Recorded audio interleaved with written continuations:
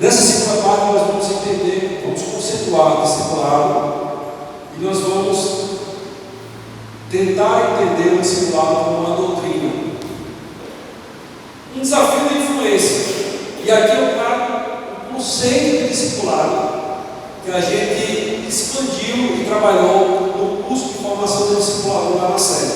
Nós tivemos aqui o Janes e a esposa de Janes. Tá? Os dois estiveram presentes no curso de formação e lá a gente expandiu muito forte esse conceito. O que é discipulado? Discipulado é exercer uma boa influência espiritual sobre as pessoas de modo deliberado para ajudá-los a seguir a Cristo. Então, se você quiser se situar na apostila, no início da terceira página. Esse conceito está lá no início da terceira página. Discipular é exercer uma boa influência espiritual sobre as pessoas, de modo deliberado para ajudá-las a seguir a Cristo. Então, se eu sou professor de escola bíblica dominical, que além do meu compromisso de dar uma boa aula, eu estou preocupado em não somente ensinar todas as coisas, mas eu estou preocupado em ensinar os meus alunos a obedecer, que nós vimos que é diferente. E para isso eu entendo que o discipulado é um momento que eu tenho de influenciar para ajudar os meus alunos a seguir a Jesus, a crescer na sua vida espiritual. Então esse professor está tendo aí a cultura do discipulado, a concepção do papel do discipulado. Vamos lá, vamos expandir esse conceito nessa parte agora. Sim, ainda falando do curso de formação, então o que é que se faz no curso de formação hoje que a gente trabalhou lá na série? O desafio de nós crescermos em 4 áreas que são chamados de pilares do curso. Para essas 4 áreas a gente tem uma intenção deliberada. O que é deliberado? É algo que você está programado para fazer. Você está já pré-formatado, programado para influenciar em algumas áreas que são fundamentais para o crescimento espiritual. Então, o curso de formação discipulador ele foca a concepção do compromisso do discipulado de Jesus, devocional diário, convicção da ressurreição com o Espírito Santo. Nessa minha palestra hoje, eu estou trabalhando muito forte esse pilar, o compromisso do discipulado de Jesus, e vou trabalhar alguma coisa aqui no devocional diário mais na frente, como algo que se espera do professor transformacional. Mais na frente eu vou trabalhar isso aqui também, mas tudo de leve. Mas hoje a gente está tendo aqui, vamos dizer, 50% a 60% do conteúdo que se passa no curso de formação nesse pilar do discipulado. Lá, no pilar do compromisso discipulado. James, a esposa testemunha que muitas das coisas que eu estou falando aqui foram vistas lá. Então, o curso é montado com esse pensamento de influência. Eu vou formar pessoas para que eles tentem influenciar seus alunos nessas 4 áreas. Vamos lá. Veja como fica claro o processo de influência de Paulo no seu ministério. Nós temos aqui o célebre versículo de 2 Timóteo, capítulo 2, versículo 2. 2 Timóteo, capítulo 2, versículo 2. Peço para que todos vocês olhem aqui para o slide. Aí, na apostila do ciclo de leve, esse 2 Timóteo, capítulo 2, versículo 2. Só menciono, mas aqui ele vai ser trabalhado aqui. Vejam bem. Olha o que Paulo falou em 2 Timóteo, capítulo 2, versículo 2. Falando para Timóteo, ele apresenta o seguinte: o que de mim, entre muitas testemunhas ouviste, confia a homens fiéis, que sejam idôneos para também ensinarem a outros. O que é que nós temos? O que é que nós identificamos nesse versículo? Uma cadeia de multiplicação de 4 níveis. Você tem o apóstolo Paulo, que influenciou Timóteo, e ele desafia Timóteo a achar homens fiéis que sejam aptos e preparados para que eles possam influenciar e assim aconteça a multiplicação do processo do discipulado. E ele fala aqui, em 1 Tessalonicenses 4:1, fala o seguinte: irmãos, rogamos e exortamos no Senhor que, assim como recebeste de nós, de que maneira convém andar e agradar a Deus, assim andai, para que possais progredir cada vez mais. Então, Paulo transmitiu, nesse processo de influência, aqui, nesse processo de influência com Timóteo, Paulo transmitiu a Timóteo não somente ensinamentos, mas ele transmitiu o seu exemplo de vida, de que maneira se convém andar. O que você aprendeu comigo, Timóteo? O que você aprendeu comigo? A forma como eu tenho priorizado o reino, a forma como eu tenho priorizado o estudo das Escrituras, a forma como eu tenho priorizado a oração e o jejum, a forma como eu tenho me posicionado. O que você aprendeu, ou seja, a minha influência que eu exerci sobre você, chegou a hora agora de você, Timóteo, influenciar outras pessoas, para que essas pessoas possam influenciar outras. Então aqui a gente vê muito claro esse desafio de influência do ministério de Paulo, de que maneira convém andar. Então eu, professor, preciso, além de ensinar o conteúdo bíblico da lição, eu preciso estar preocupado em influenciar meus alunos sobre de que maneira se convém andar, como que devemos gerir nossas vidas e priorizar o reino de Deus. Vamos lá.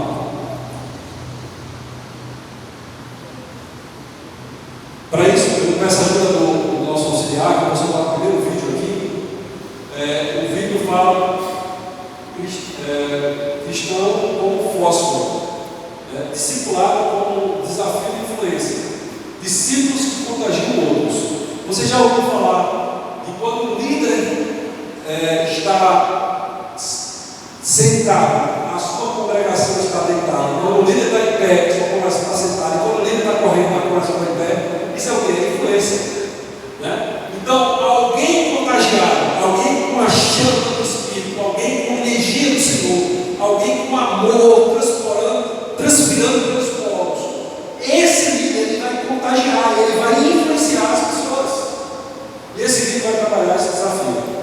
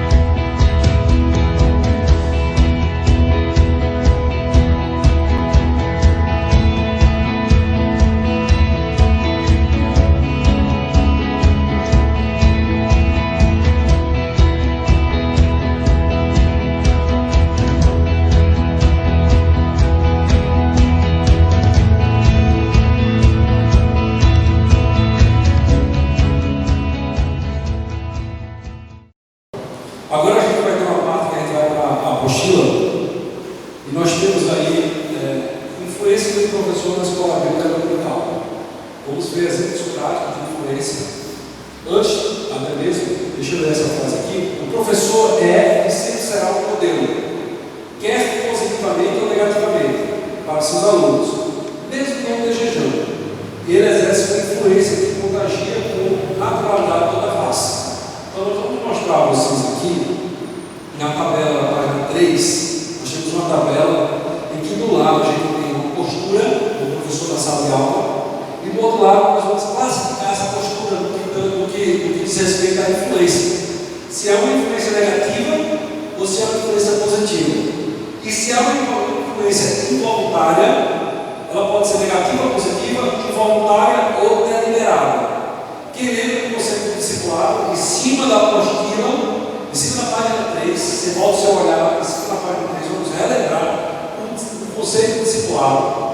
Discipular é exercer uma boa influência espiritual sobre as pessoas, de modo deliberado. Então nós vamos analisar se essa influência, se essa postura do professor na sala de aula tem gerado uma influência positiva ou se vai gerar uma influência negativa. E se é uma atitude deliberada, intencional, ou se é algo voluntário que se faça. Tá? O discipulado é uma influência positiva e deliberada, intencional. Vamos lá. Primeira postura. Vou pedir para um voluntário ler a primeira postura que o professor numa sala de aula, eu vou explicar depois.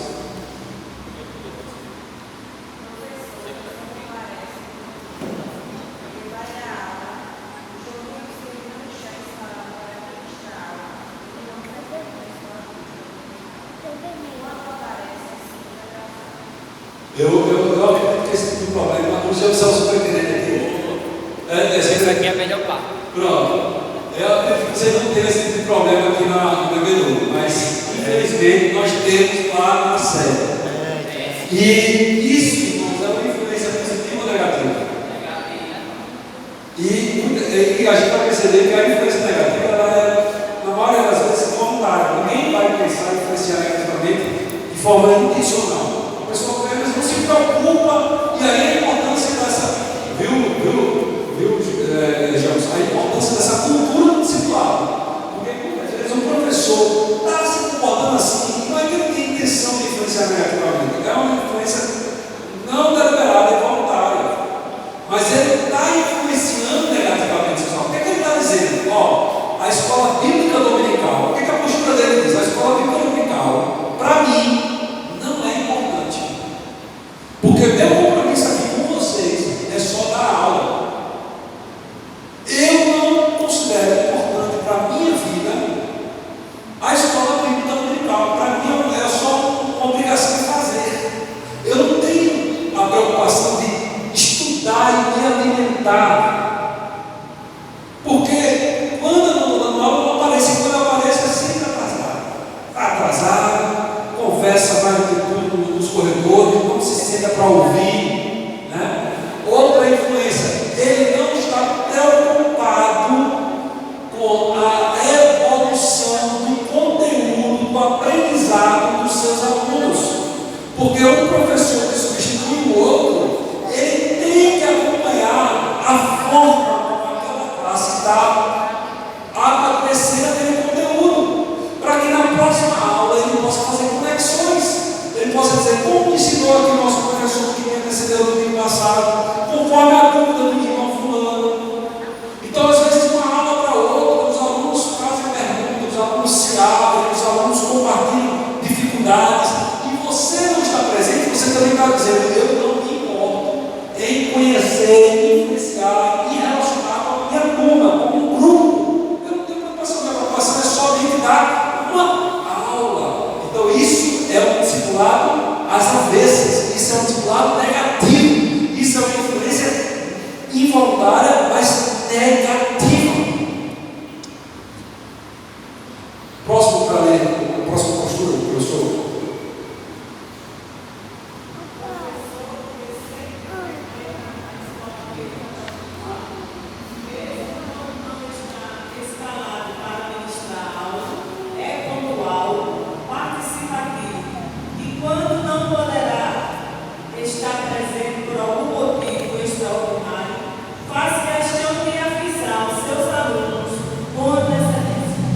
Então, irmãos, você tem uma viagem para fazer, você poderia nem avisar, você não está na escala para pregar, mas você está preocupado com a influência do seu exemplo para a sua classe, antes de você se ausentar, você vai pedir licença e vai comunicar aos seus alunos, olha irmãos, eu vou ter uma viagem para fazer, por esse motivo, somente por esse motivo, eu não vou poder estar presente com vocês.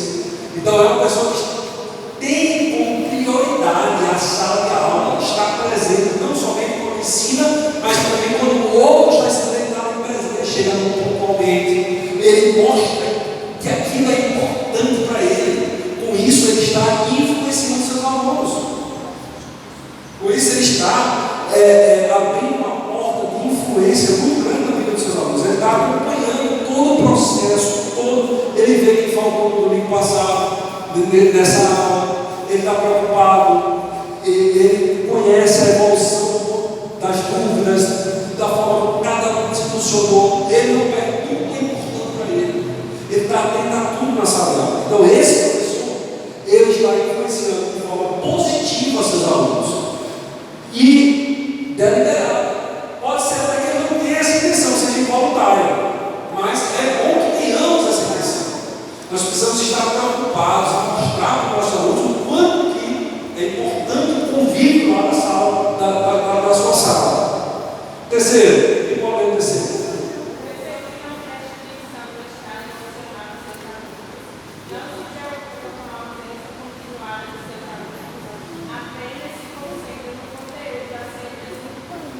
Então, irmãos, é fundamental para o professor a preocupação com o conteúdo a ser transmitido. É fundamental. Você tem que estudar mais, tem que consultar subsídios teológicos, consultar fontes, ter uma aula rica. Mas não é só isso, irmãos. Não é só isso. Às vezes a gente chega na sala de aula, o nosso aluno está com semblante de tribulação, semblante de angústia.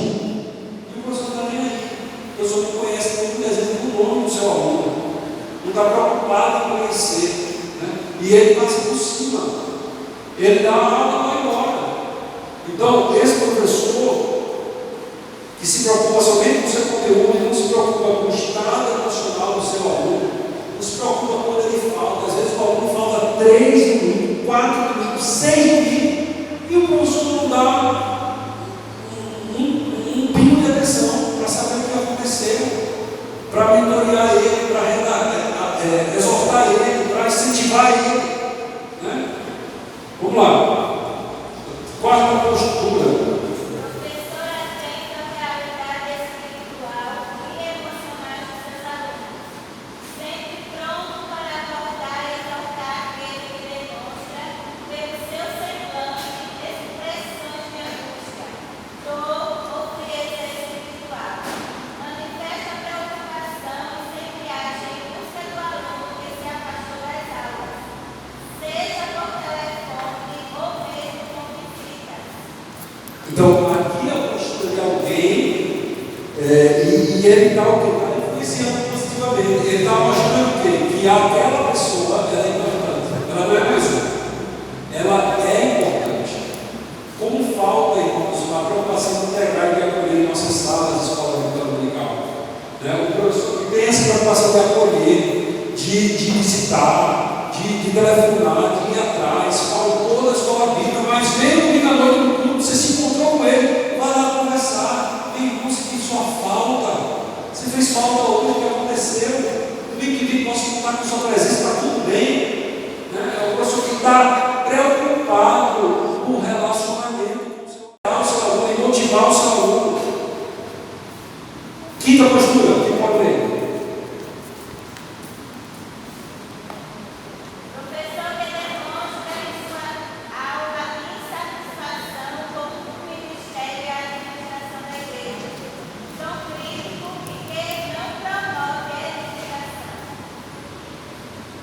O Provérbios capítulo 12, versículo 16, diz lá, vamos ler aqui a palavra de Deus.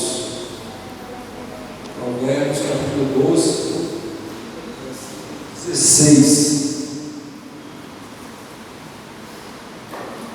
A ira do louco se conhece de imediato, mas o prudente encobre a afronta.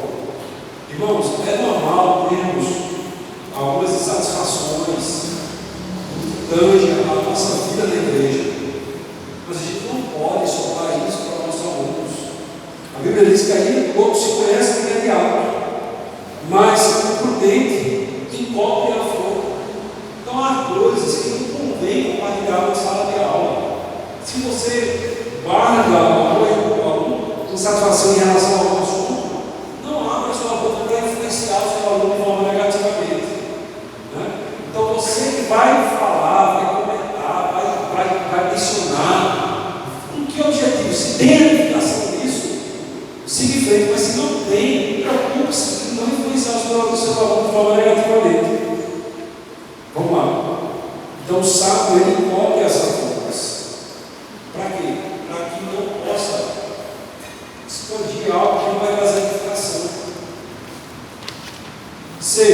próxima página, primeira postura da página 4. Quem pode ler?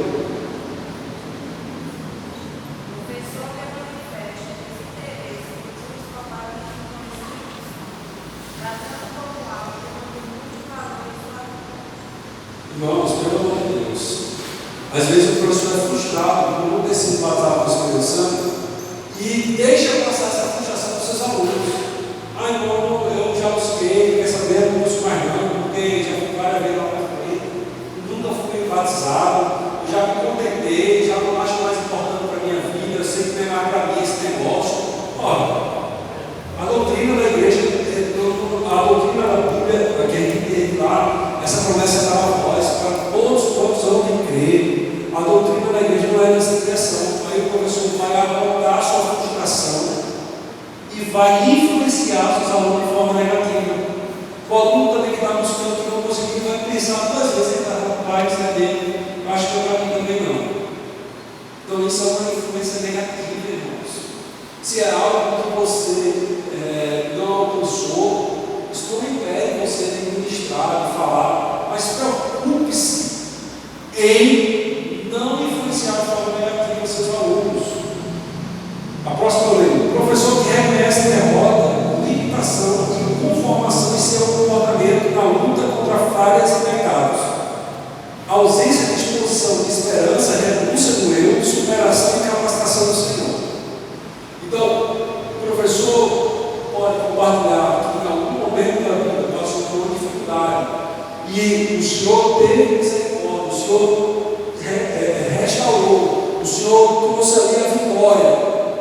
É bênção, influencia de forma positiva, mostra o caminho. Diz assim: olha para mim, um dia eu tive com você, um dia eu tive pensando também em sair, um dia eu tive também sendo tentado nessa área, mas eu venci. A graça de Deus veio na minha vida.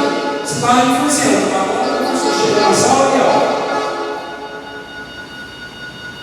chega na sala de aula e fala: bem, irmão, eu não sou exemplo para administrar esse assunto aqui, não.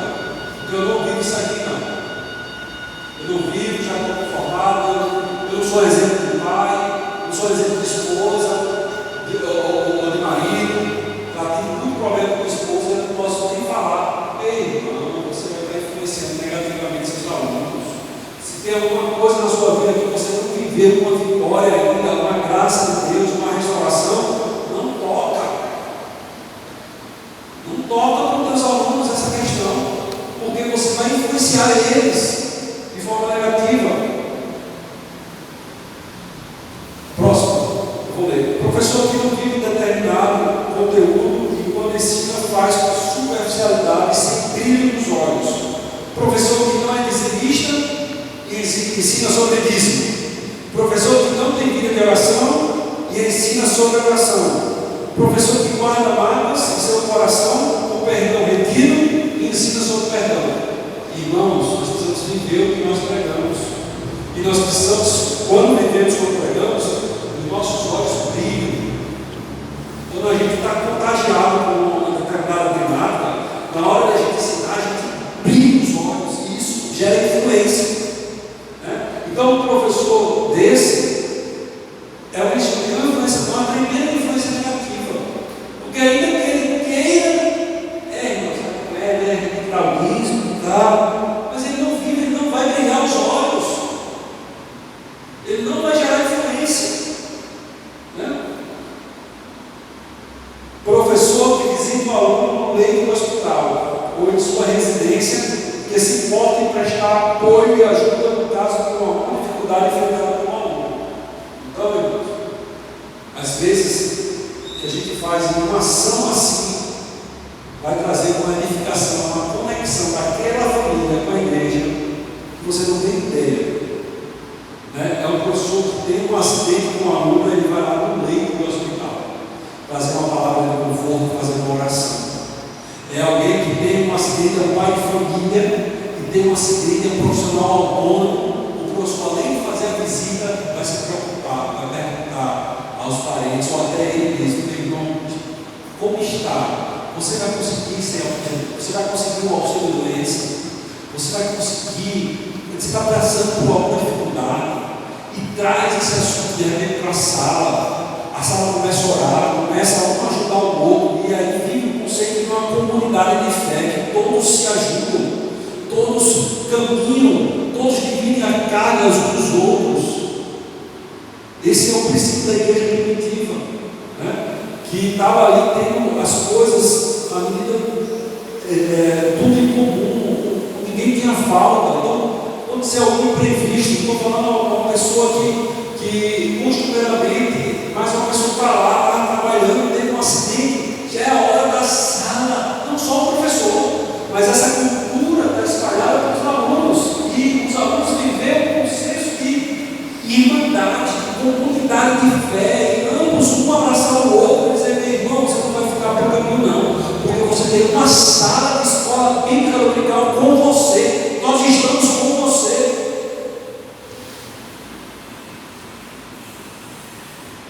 Professor que, independentemente do conteúdo do trimestre, desperta, incentiva e mobiliza os alunos para uma vida de oração e de envolvimento com algum trabalho missionário. Eu estou ensinando aqui sobre, vamos dizer, um assunto que não necessariamente vai falar de oração, mas eu estou preocupado, daquela história do pilar da nossa diária, influência. Eu estou preocupado em todo momento em influenciar os meus alunos para uma vida prática de oração. E todo momento, quando eu puder, eu compartilhar experiências que Deus tem feito, como Deus tem respondido minhas orações, como Deus tem feito tirar a bênção, como é maravilhoso pela vida de oração. Vou conectar aquele assunto que ainda que um comentarista não faça, mas eu vou estar conectando para influenciar eles na vivência da oração, porque eu quero influenciar que eles cresçam na sua vida de oração, né? Bem como também o envolvimento do trabalho missionário. Então, irmãos, essas são posturas que nós precisamos trazer para vocês. A verdadeira missão de quem ensina envolve não somente a mente, mas também o coração. Quando exerce sua liderança, influenciando os seus alunos, contribui com a missão de fazer discípulo.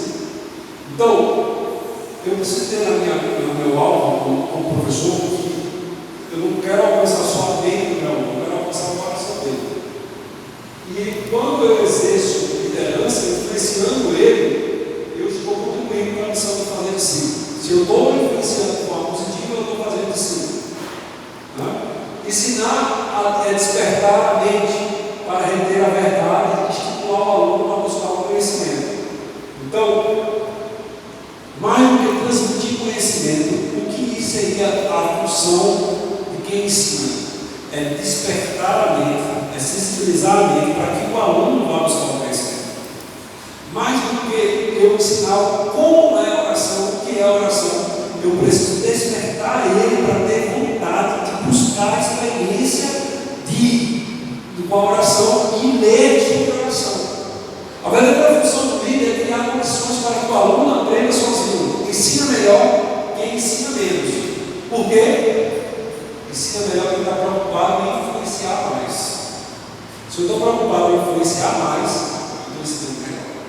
Eu vou ter como eu disse, mas deixa eu contar a experiência de um professor do meu estudo para concurso. Eu fiz concurso para área fiscal e sou engenheiro de formação. E fui mentoreado por um amigo meu que passou antes de mim, e ele disse assim: Tiago, você tem que fazer lá em Recife um curso de um professor de contabilidade, Severino Ramos, conhecido como Bill. Vai economizar anos de preparação se você fizer esse curso. Foi praticamente o único curso, dos 3 cursos que eu fiz, esse foi um deles, o principal. E qual foi o grande diferencial que eu encontrei nesse professor? Não é o fato de que ele ensinava a ser um conteúdo mais claro e mais bem apresentado do que os outros professores. Não. Era a forma como ele influenciava os seus alunos. Era a forma como ele desafiava os seus alunos. Era a forma como o material dele tinha uma relação enorme de exercícios. E que ele influenciava cada aula, contando as suas superações, contando quanto que ele superou, contando quando saiu a lei das enciadas em São Paulo, em 1964, ele viajou pedindo carona para pegar o curso dessa lei lá e dormiu na Praça da Sé, com a perspectiva de se preparar para algum curso, como mendigo, porque não tinha dinheiro para ficar lá. Então, os exemplos dele, o exemplo de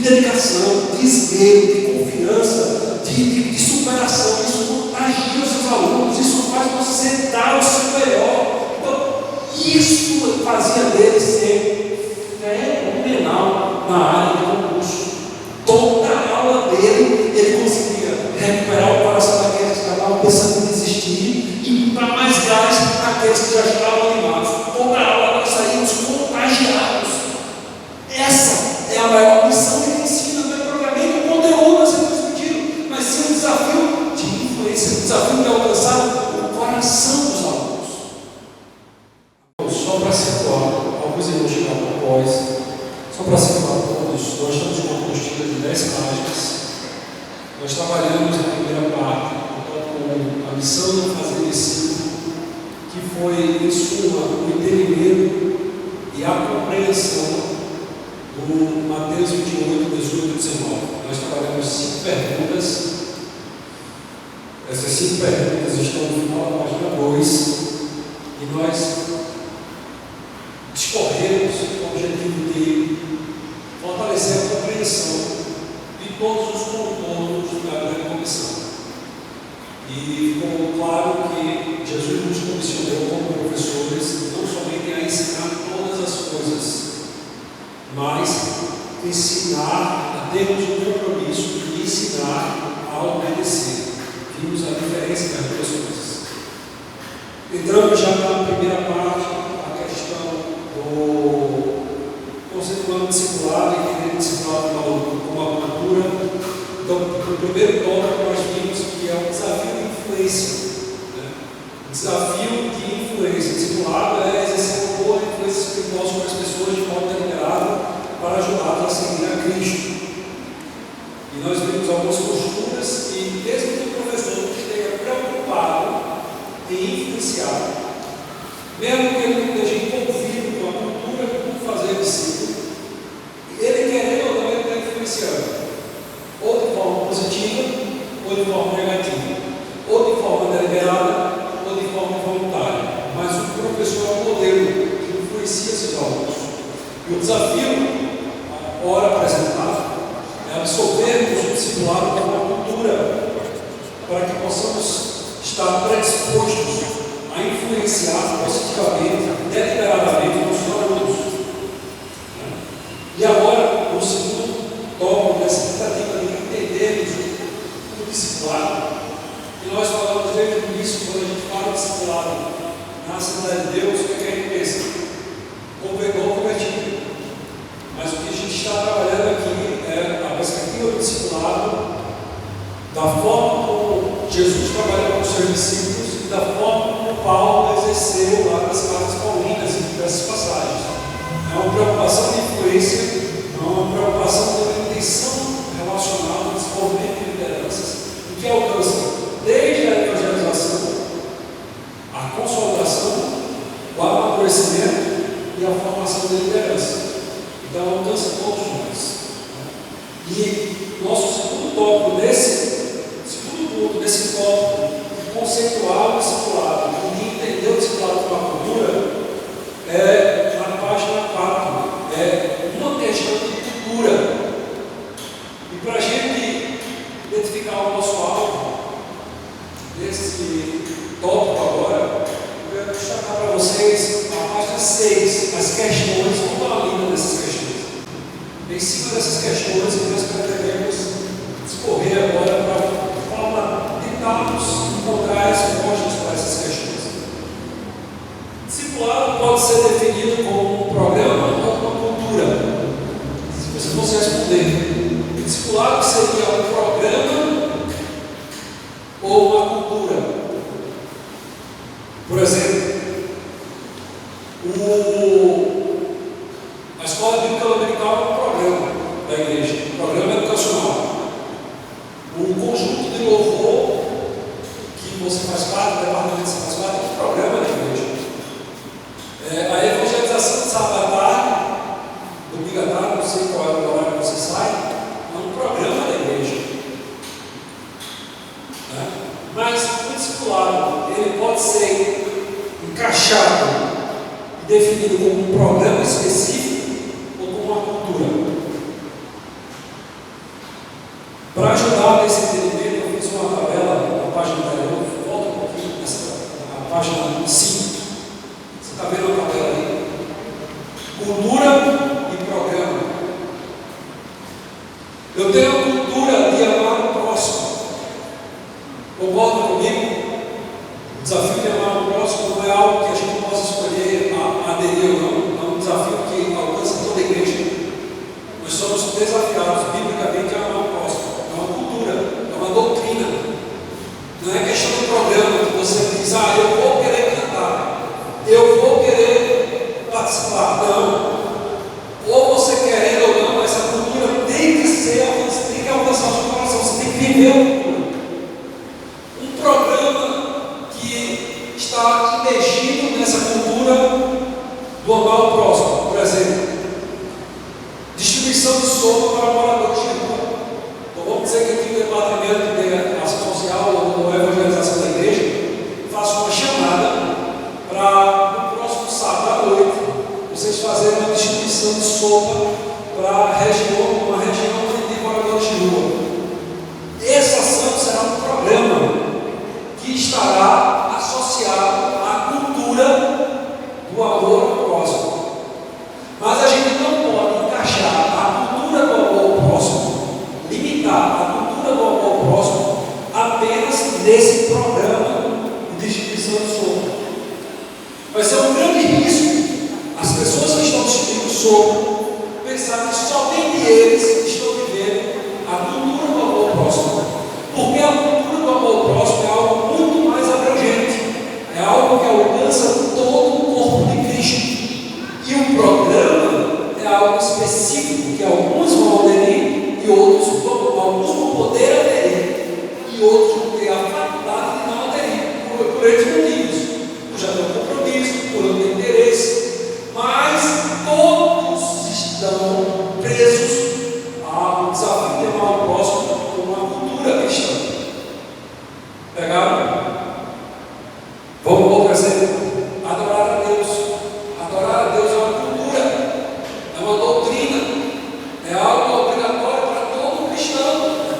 Cantar no conjunto das senhoras é um programa. Você pode escolher cantar ou não. Agora, o cristão escolher não adorar a Deus, ele está fora da doutrina, ele está fora da cultura do que é ser um cristão. Compreenderam aí? Terceiro, o devocional diário é um programa. O ciclo de oração é um programa. Agora, a cultura de comunhão com Deus, de consagração, de oração, isso é doutrina, isso é cultura. Você não tem o que escolher, não se importar e não fazer. Você pode até dizer, não vou frequentar o ciclo de oração, porque eu trabalho, eu estudo, eu tenho que fazer essa obrigação, eu não vou. É um programa, você pode se esquivar. Mas de uma cultura, de uma doutrina, você não pode fugir. É o que se espera do cristão. Vamos lá. Discipulado nas casas, como a gente faz no curso de formação e consolidação da fé. É um simples programa, irmãos. Viu, Jansen? É um simples programa. O discipulado é um simples programa. Você pode não optar, não, eu não vou querer evangelizar, eu não vou querer fazer a consolidação da fé, formar o que você está fazendo, não vou querer. É um programa, você pode. Você vai ter a disponibilidade ou não, do mesmo jeito que vai ter os outros exemplos que você tem. Agora, você não pode fugir do desafio de fazer discípulo, porque o desafio de fazer discípulo não é um programa, é uma cultura, é uma doutrina. E eu não posso perder o desafio de fazer discípulo apenas por um programa específico, como se aquele programa tivesse o direito, a prerrogativa de fazer discípulo. Não, ele pode até estar envolvido na cultura de fazer discípulo. Entretanto, a cultura de fazer discípulo extrapola muito aquele programa. A cultura alcança todo o corpo de Cristo.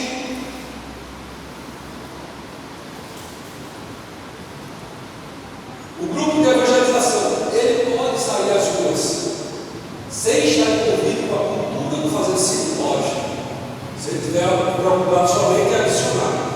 Adicionar, convertidos.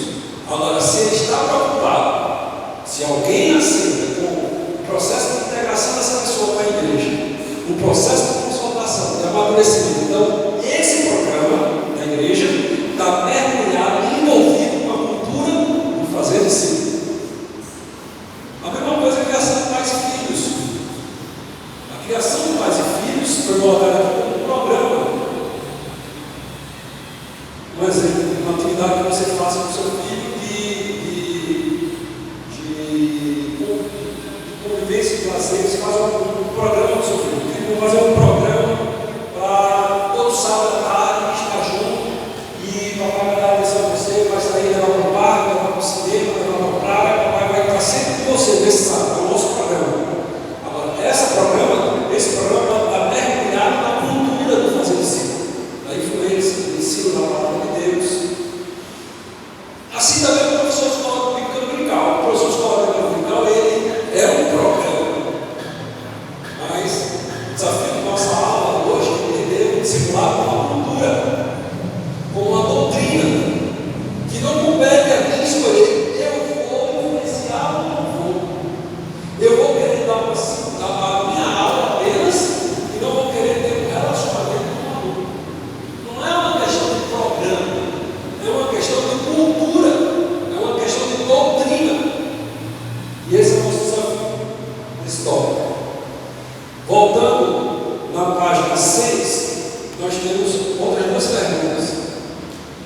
O que é discipulado e como correlacionados aos mandamentos recíprocos contidos na Bíblia, com expressão uns aos outros? Nós vamos ver que na Bíblia tem diversas expressões, diversos versículos que contêm essa expressão uns aos outros. Se você for ver no nosso material,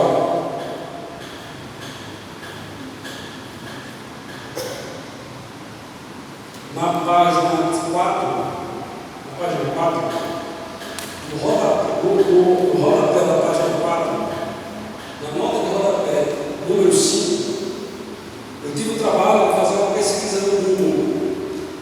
Eu botei lá versículos que contêm a expressão uns aos outros. E aí, eu achei todos esses versículos que trazem essa expressão. E sobre o que eles falam? Amai-vos uns aos outros. Leve a carga uns dos outros. Sirvam uns aos outros. Confessai os vossos pecados uns aos outros. Exortem uns aos outros. Honrem uns aos outros. Então, como eu posso correlacionar o discipulado com esse mandamento uns aos outros? Porque quando a gente pensa em discipulado, a gente pode se ater somente à grande comissão de Mateus 28. Mas como eu correlaciono esse desafio de fazer discípulo com os mandamentos recíprocos contidos na Bíblia? O que são os mandamentos recíprocos? São os versículos que contêm a expressão uns aos outros. São mandamentos que a Bíblia me impõe para eu viver com o meu próximo. Para eu viver enquanto professor de escola dominical com os meus alunos. Então a Bíblia me manda amar os meus alunos, amar uns aos outros, honrar uns aos outros, servir uns aos outros, levar as cargas uns aos outros, exortar uns aos outros, edificar uns aos outros. Então, como eu vou relacionar o discipulado com esse mandamento recíproco? É um dos objetivos. E de que forma, então, essa cultura do fazer discípulo precisa estar presente? A pergunta 3 da página 6. De que forma a cultura do discipulado precisa estar presente nas atividades do nosso departamento na escola bíblica dominical? Nós falamos que distribuir uma sopa para mendigos é um programa. O departamento do AIB pode escolher não participar. Mas o amar ao próximo não é um problema, é uma cultura que os que vão distribuir sopa aos perdidos precisam viver essa cultura, mas os que optarem não participar desse programa precisam viver a cultura do amar uns aos outros. Então, como eu posso viver a cultura do discipulado discipulado enquanto professor de escola bíblica dominical. Nosso objetivo para essa segunda metade de amanhã. Vamos lá. Eu começo com uma frase que está no material, e aí, se você quiser acompanhar o material, nós já voltamos então à página 3, não, página 3, não, página 4. Uma questão de cultura. Eu começo com uma frase, destacando essa frase do Francis Chan. Francis Chan é um autor norte-americano, autor de diversos livros, dentre eles o livro Multiplique, que trabalha sobre o discipulado. Essa frase foi criada nesse livro. E ele fala o seguinte: fazer discípulo, no entanto, é muito mais que um programa, é a missão da nossa vida, é o que nos define. O discípulo é o discipulador. O que é que ele está dizendo? Fazer discípulo é muito mais que um programa. Você não pode limitar a cultura de fazer discípulo a um programa.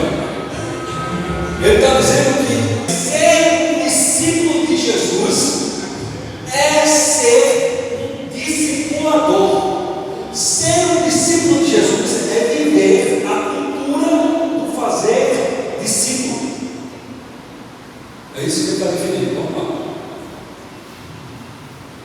Vamos refletir em alguns versículos que o próprio Jesus falou sobre o desafio de nós seguirmos os seus passos. Primeiro, nós temos Lucas, capítulo 9, versículo 22 e 24. O que é que Jesus está falando? Jesus está dizendo: olha, não importa que o Filho do Homem seja entregue às autoridades e ele seja morto. Os apóstolos ficaram desesperados. Não esperavam que o seu mestre morresse. Alguns deles tinham a expectativa de ele implantar o reino de Deus, o reino milenial. E de repente Jesus disse: não importa que eu vá para Jerusalém para ser morto. Aí depois que ele falou isso, ele disse: se vocês querem ser meu discípulo, vocês precisam negar a si mesmo, tomar a sua cruz e me seguir. E negar a si mesmo, tomar a sua cruz a cada dia, pois todo aquele que quiser salvar a sua vida perderá. Ou seja, eu estou indo para Jerusalém pegar minha cruz em direção ao Calvário. Você quer ser meu discípulo? Você precisa estar desprendido, assim como eu estou desprendido em direção ao meu local de execução. Você quer ser meu discípulo? Tome a sua cruz. Tomar a cruz não é um fardo a carregar. Tomar a cruz é uma situação de alguém, é o convencimento de alguém que está sentenciado à morte. Se Jesus estivesse na cultura norte-americana, ele falaria: você quer ser meu discípulo? Entre no corredor da morte em direção à sua cadeira elétrica, somente então depois venha me seguir. É o convencimento de alguém que está sentenciado à morte. O judeu, como Paulo diz, agora eu vivo mais eu, esse Cristo, e a vida que agora vivo para a glória do Filho de Deus. Segundo, ele nos deu um exemplo para que nós fizéssemos como ele fez. João 13,15, ele lavou os pés dos discípulos e depois disse: olha, ele nos deu um exemplo do que é servir ao outro. Eu dei um exemplo do que é o professor de escola bíblica dominical servir aos seus alunos. Você pode dizer: não, mas eu não tenho tempo. Eu não tenho tempo. Meu compromisso com a escola bíblica dominical é dar uma aula. E tenho feito de forma brilhante. Salvo demagogia, mas eu tenho me dedicado, tenho dado boas aulas. Meu compromisso é esse. Qual é o seu compromisso de seguir a Jesus? Jesus deu um exemplo. Ele disse: olha, eu estou dando um exemplo que é você servir as pessoas que você quer influenciar e discipular. Se eu me Senhor servir vocês assim, o que se espera de vocês em relação às pessoas que vocês vão trabalhar? Você quer ser um discípulo meu? Você não pode se afastar da morte do eu, da renúncia do eu, da cruz, da direção ao Calvário, da direção à cadeira elétrica, e você não pode se afastar do desafio de servir as pessoas. Eu vos dou um exemplo para que vocês façam o que eu fiz. Segundo, 1 João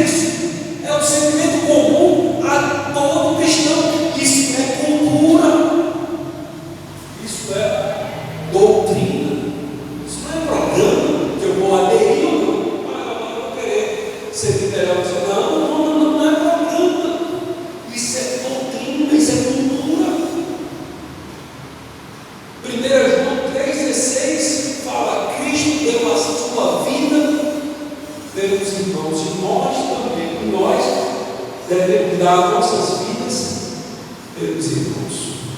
1 João 16. O ser discípulo é seguir os passos, é andar como Jesus andou, é ter a convicção que a sua vida, a convicção da morte do eu, da cruz, e isso a cada dia.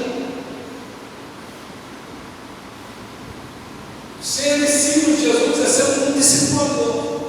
Quantos versículos Jesus trabalhou isso? Desde a chamada dos apóstolos: eu vos farei pescadores de homens, assim como tu me enviaste ao mundo, também eu os enviei ao mundo. Como foi que Jesus implantou o seu reino na face da terra, através da visão da multiplicação? Ele não quis trabalhar com adição, ele quis trabalhar fortemente em algum grupo de pessoas e influenciar aquelas pessoas.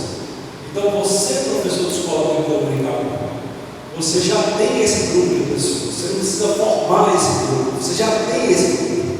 Os seus alunos são um grupo de pessoas que você precisa influenciar, servir. E do jeito que o Pai enviou Jesus, Ele tem enviado você. Os 10 talentos que Ele presta conta, e os 10 talentos estão na ideia de multiplicação e de vidas. O que você fez com o que eu te dei?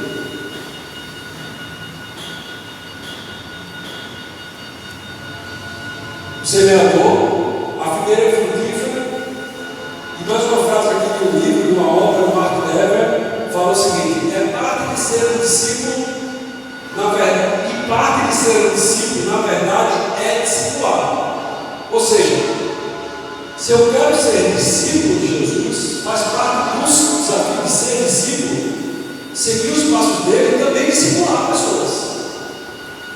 Parte do processo de crescimento e maturidade é ajudar o próximo a crescer em maturidade. Deus quer que você esteja na igreja não apenas para suprir as suas necessidades, mas também para ser preparado e estimular a cuidar de outras pessoas. Então, parte do processo de crescimento e maturidade é eu ajudar o próximo a crescer em maturidade. Então, quanto mais eu estiver disponível a viver a cultura de ajudar o próximo a seguir a Jesus, mais crescimento espiritual eu vou ter na minha vida.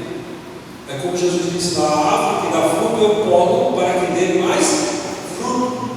Né? Então faz parte do desafio de crescer espiritualmente eu estar disposto a ajudar outras pessoas. E a Bíblia trabalha muito a questão de fruto.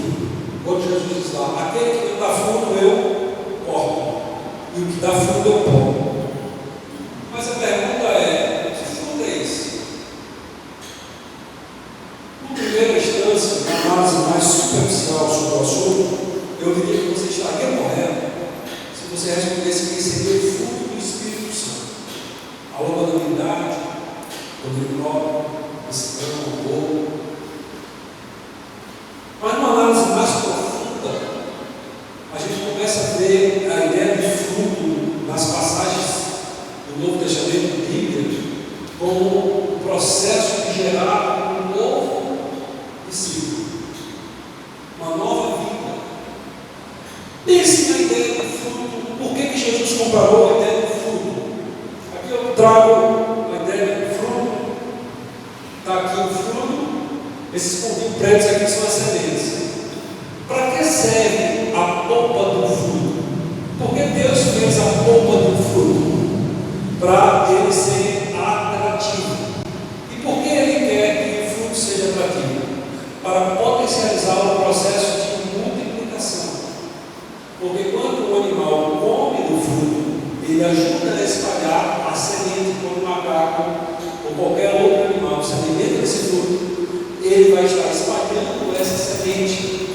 Então, nessa concepção mais profunda, quando Jesus fala: aquele que não der fruto, eu corto, e quem tiver ligado a mim dará muito fruto, não é um simples ato de eu expressar o fruto do Espírito Santo, o fruto do Espírito Santo, a postura de alguém convertido. É o comprometimento de gerar vidas. O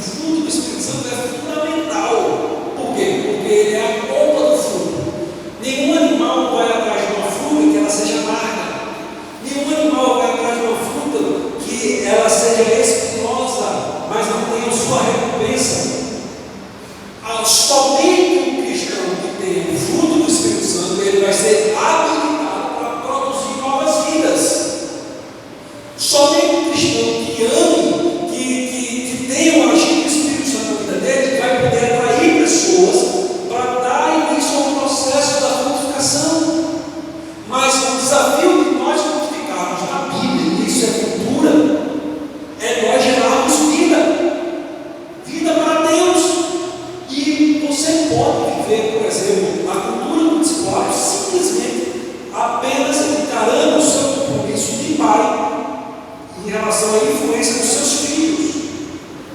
Eu preciso formar os meus filhos discípulos para Jesus. Não preciso necessariamente ir fazer um curso de formação e começar a trabalhar com esse amor de Deus, como eu falei, é um programa. A cultura você precisa absorver, o desafio de fazer discípulo como uma cultura, como uma doutrina, e você precisa viver esse desafio. É o que se espera do cristão, é produzir frutos, é produzir vidas. Então, nessa comparação, a polpa seria comparada ao fruto do Espírito, e a semente ao fruto que permanece. Veja o que Jesus falou em João 15,16. Não foi vocês que me escolheram, mas eu que escolhi a vós, e vos nomeei, para que vades e deis fruto, e o vosso fruto permaneça. Ou seja, a vida que você venha gerar possa permanecer, os filhos que você venha gerar possam permanecer no reino de Deus, os convertidos que você venha a evangelizar possam permanecer, possam vingar e possam multiplicar.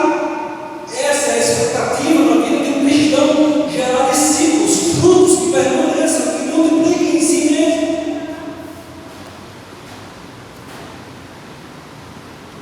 A abrangência do conceito de discipulado, do fundamento de discípulos. Olha quantos versículos aqui são apenas exemplos, como eu falei, no final da página 4, nós temos uma lista muito extensa de versículos, e aqui eu passo só alguns exemplos. Romanos 12:10, honrai-vos uns aos outros. Romanos 13:8, amar uns aos outros. 1 Tessalonicenses 5:11, encorajar e edificar uns aos outros. 1 Tessalonicenses 5:11, ainda mesmo versículo fala, exortar uns aos outros. Gálatas 6:2, leve os fardos uns dos outros. O que é que você vê nessa imagem? Um garotinho que deve ter aí seus 8 anos, ajudando que possivelmente é a sua irmã mais nova, ali não tão mais nova do que ele, deve ter ali uns 6 anos, mas ele reconhece que aquelas águas é um perigo para ela, e que ela, devido a essas circunstâncias, precisa ser levada nas costas. O que ele está fazendo? Ele está levando os fardos uns dos outros, ele está servindo a sua irmã. Isso não é programa, isso é cultura, isso é doutrina, isso é um dever de todo crente. Eu, professor de escola bíblica dominical, tenho o dever de viver isso com os meus alunos. Isso não é programa, isso é uma cultura, isso é uma doutrina. E aqui um exemplo bem claro, bem claro. Ele está precisando ser um exemplo de curso de formação. Entender discipulado como uma cultura. Veja bem. Vou fazer 2 perguntas. Imagine uma garrafa de água de 2 litros. O que aconteceria se tentássemos colocar 2 litros de água mineral em um copo de 200 ml? Como a imagem está mostrando, né? Quais os riscos que corremos quando reduzimos a missão de fazer discípulo a um programa específico? A gente vai desperdiçar 1,8 litro, aproveitar só 200 ml. Então, fazer discípulo pode ser entendido como um programa. Assim como... Agora, o programa pode estar encharcado com a cultura ou não. Veja bem. Essa é a consolidação da fé.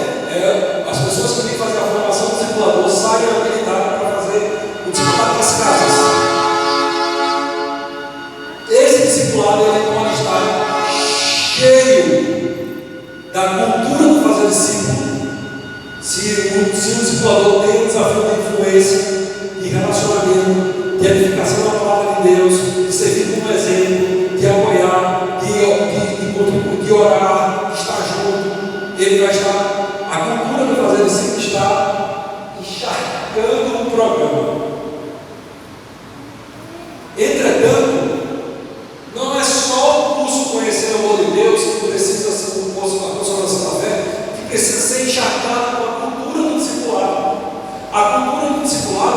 precisa encharcar a nossa escola bíblica dominical. A cultura do discipulado precisa encharcar a forma como a nossa igreja prepara a nossa liderança, forma líderes, separa obreiros. Precisamos ter o que tem a cultura do discipulado, como Jesus fez com os seus discípulos.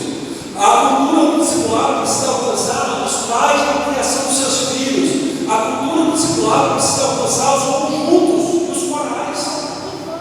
No meu conjunto coral, a gente pode viver uma cultura do discipulado, cultura de influência, de apoio, de servir, de amar uns aos outros, de encorajar uns aos outros, de honrar uns aos outros, de chegar atrás uns dos outros, de formar uma comunidade de fé. A cultura do discipulado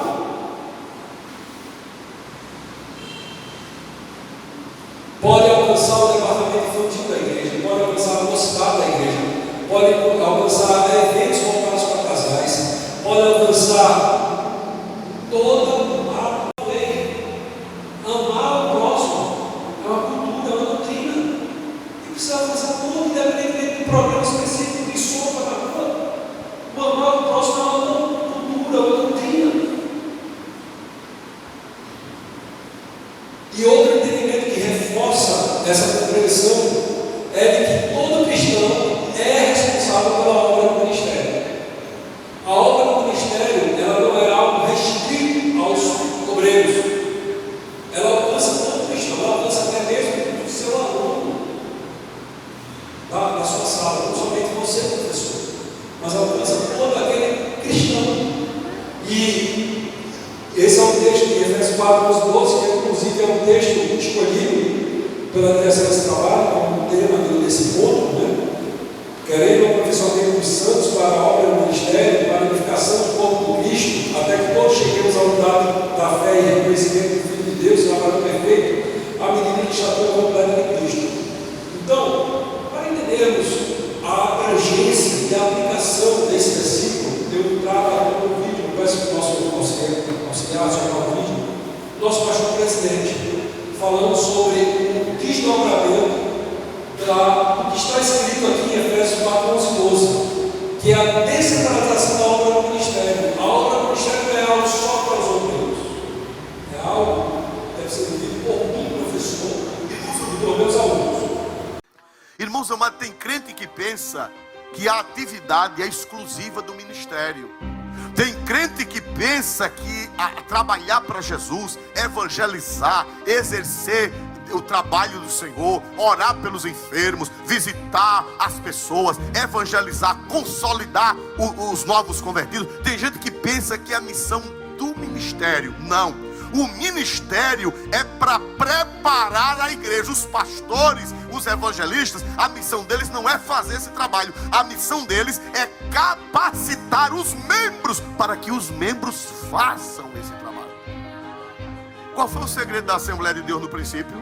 Porque foi que a nossa igreja cresceu sem rádio, sem televisão, sem mídia, sem internet. Por quê? Porque cada crente, há 30, 40, 50 anos atrás, se sentia na obrigação de fazer alguma coisa para Jesus.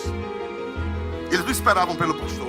Vocês sabiam que muitas igrejas foram abertas por membros que não eram nem batizados nas águas? Sabiam disso? Porque, irmão, a missão do ministério não é fazer o trabalho. A missão do ministério dos pastores é preparar os crentes para que eles façam o trabalho. Porque se for esperar por uma pessoa só, o mundo vai perecer. Mas se cada crente tiver água no lombo, se cada crente tiver cingido, a roupa apertada, as pernas livres para fazer o trabalho do Senhor, não tem quem possa com esta igreja. Vamos ver isso em Efésios, irmão. Qual é a função do pastorado? Efésios capítulo 4 explica isso claramente. Todo crente pode cingir os lombos e todo crente pode trabalhar. Ele só não pode fazer atribuições que é do ministério, como batizar, celebrar a ceia do Senhor, os sacramentos. Aí é função do ministério. Mas evangelizar, pregar, aconselhar, orientar, consolidar, buscar, orar pelos enfermos, expulsar demônio, é missão de todo crente em nosso Senhor Jesus Cristo. Vamos ver Efésios capítulo 4, versículo 8, por gentileza. Versículo 11, melhor, versículo 11. E ele mesmo deu uns para apóstolos, e outros para profetas, e outros para evangelistas, e outros para pastores e doutores, Prossiga. querendo o aperfeiçoamento dos santos, para a obra do ministério, para a edificação do corpo de Cristo. Diz que Deus deu uns para apóstolos, outros para profetas, outros para evangelistas, outros para pastores e doutores, querendo o que, irmãos? O aperfeiçoamento dos santos, para que esses santos façam o quê? A obra do ministério. Eu estou aqui pregando, trabalhando vocês, para vocês invadirem o mundo, para vocês invadirem os consultórios, para vocês invadirem as filas do INSS, para vocês invadirem a fila do banco, para vocês invadirem os vizinhos, para vocês invadirem os apartamentos onde vocês moram, para vocês testificarem de Jesus, para vocês levarem a graça de Deus com os lombos cingidos para trabalhar para Jesus.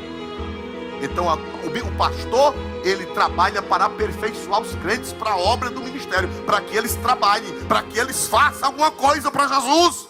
Então, engraçado destacar nesse texto de Efésios 4, 11, 12, que ele fala aqui do papel do pastor, do evangelista, do profeta e do mestre.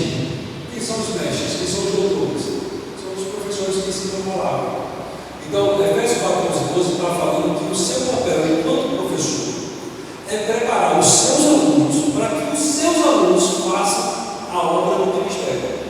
Não só você, professor, deve fazer a obra do ministério com os seus alunos, mas você foi designado por Deus na igreja, juntamente com outros ministérios da igreja, não só você, mas você faz parte da engrenagem do mestre, para que você prepare os seus alunos, para que os seus alunos façam a obra do ministério. Mas como que você vai preparar apenas transmitindo uma aula? Você precisa ter a consciência de que você precisa influenciar, mentorear, redarguir, advertir, encorajar, dar exemplo, levar as cargas, servir, acompanhar, instruir. Compromisso é muito maior do que o simples aluno.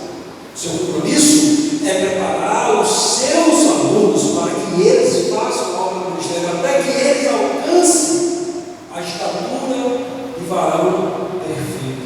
Esse é o seu compromisso enquanto professor da escola dominical. Vamos lá. Então, o discipulado é o meio correto para gerar essa descentralização da obra do ministério. Nosso pastor presidente disse: se a igreja for esperar por um pastor, a demanda do bairro, muitas pessoas vão aparecer. Mas se você, professor, se conscientizar da sua missão de fazer discípulo, de preparar os seus alunos para que eles façam a obra do ministério, os seus alunos terão um grande crescimento espiritual. Vamos lá. E dentro dessa concepção, se a gente fosse perguntar nessa imagem, aonde está a figura do pastor e aonde está a figura do discipulador?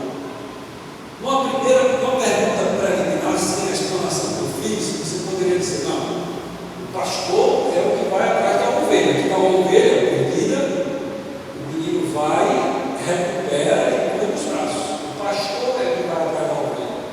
E a igreja precisa apoiar o seu pastor, contribuindo, orando, apoiando o pastor. Essa é a primeira interpretação. Mas na visão da descentralização da obra do ministério, como definido por Paulo, o papel se inverte. O discipulador é o que vai atrás da ovelha e o pastor é o que apoia. O pastor é Moisés, com Arão do lado e um do outro. E quando as mãos estavam estendidas, Josué prevalecia. Quando as mãos baixavam, Josué via os amalequitas prevalecendo. Então, o pastor é aquele que apoia, é aquele que está ali apoiando o discipulador. Né? E nessa exemplo, pensando na escola bíblica dominical, o professor de escola bíblica dominical é que vai atrás do aluno que está perdido, que vai atrás do aluno que faltou, que vai tratar o aluno que está com semblante Santo, vai atrás do aluno que está pensando em desistir de ser crente, vai atrás do aluno para consolidar, para instruir, para fortalecer. E onde fica o superintendente e o pastor? É o que vai dar o apoio para que o professor faça a obra do ministério. Amém? Integrando o discipulado com a escola bíblica dominical. Aqui eu tenho uma parte azul, e o responsável por essa parte azul já está vestido de branco. Já a parte de branco está vestido de azul. Isso faz ideia de integração, mesmo pensamento. Ainda que eu sou responsável pelo branco, eu visto azul. E ainda que eu sou responsável pelo azul, eu visto branco. Eu estou integrado com a missão. Então, o desafio de integrar a escola bíblica dominical com a cultura do discipulado.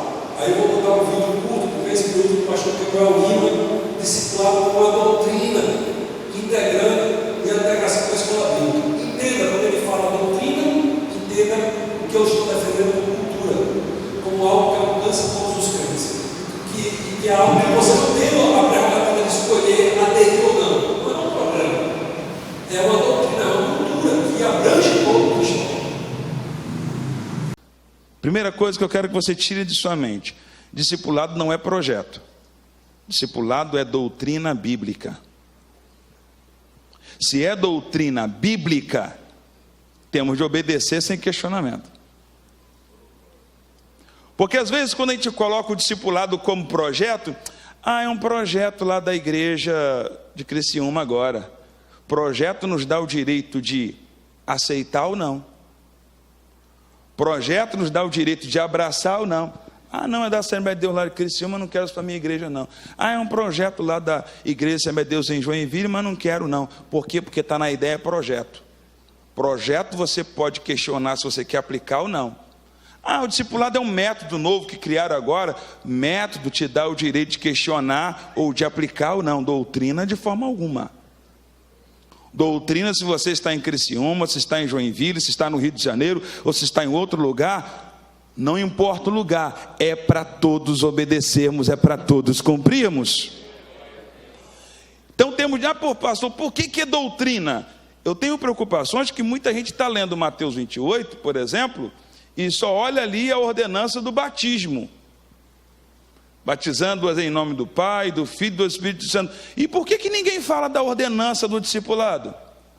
Sendo que está no mesmo versículo, está no mesmo contexto, está no mesmo texto, e por que ninguém fala da ordenança do discipulado? A gente fala da ordenança da Santa Ceia, a gente fala da ordenança do batismo em águas, e a gente não fala da ordenança do discipulado. E a gente até fala da ordenança de ir e pregar. A gente até fala da ordenança de missionar, de fazer missões, mas a gente esquece da ordenança de ensinar, de fazer discípulo. Na tradução atualizada diz lá, fazer discípulo. É uma ordenança, se é uma ordenança tem que ser obedecida. Não é método, é ordenança, é mandamento, é doutrina bíblica. Doutrina bíblica não é regional. Doutrina bíblica, ela é universal. Se estamos no Brasil ou fora do Brasil, essa doutrina deve ser obedecida em nome do Senhor Jesus. Quantos entendem nessa manhã isso? Você está entendendo? Discipulado é doutrina. Quando nós entendemos o discipulado como doutrina bíblica, tudo muda.